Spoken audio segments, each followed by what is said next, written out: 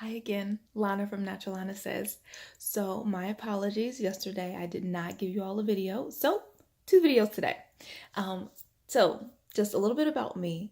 Actually, my training is as a clinical social worker, and I've had experience doing therapy. And so one of the schools of thought that I've trained in is cognitive behavioral therapy.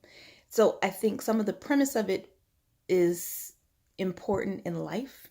It's a good understanding outside of a mental health diagnosis or a therapy room or whatever. It's a good perspective. So I wanted to share a little bit with you. So the premise of it is the connection between thoughts, feelings, or amongst thoughts, feelings, and behaviors. So you have certain thoughts, they tend to produce certain feelings.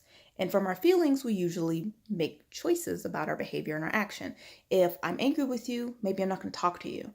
If I'm happy with you, sure, I'll set a date and we'll go and we'll hang out. Like that's typically how things flow. It's not usually I'm angry with you, so let's go on a date.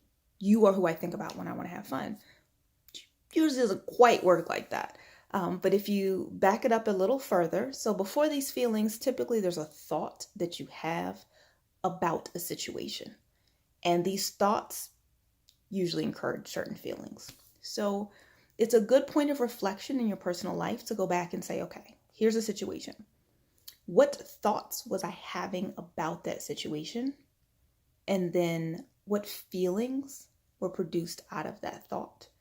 And then if you want to take it there, look at, okay, so how did I make actions based off of that? Or how did I choose actions based off those feelings?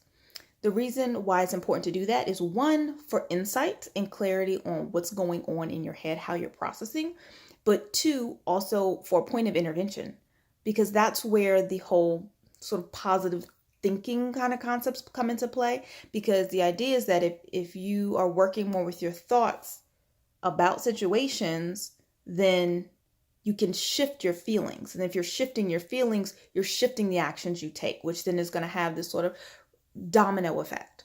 And just to even go a little bit deeper with it as well, if you look at thoughts and feelings, they don't always process linearly either. They can sort of impact each other in a circular way. So if I'm thinking, oh my God, this is really horrible, this is going to go really poorly for me, and I'm feeling anxious, that feeling of anxiety is actually like an energy and a vibration, and it encourages more thoughts like that. So then you end up thinking even more. It's almost like it creates this sort of vortex of thoughts and feelings. And I don't know if you've ever had that experience when you've either felt anxious or maybe felt really sad or maybe felt really angry, where you got really amped up. And it's usually because that cycle is just going.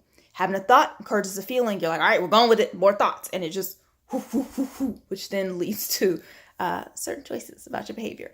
But I want to give you a little bit of insight. Hopefully that is something that can sort of bless your life and give you a little bit more insight about what's going on, how you do what it is that you do.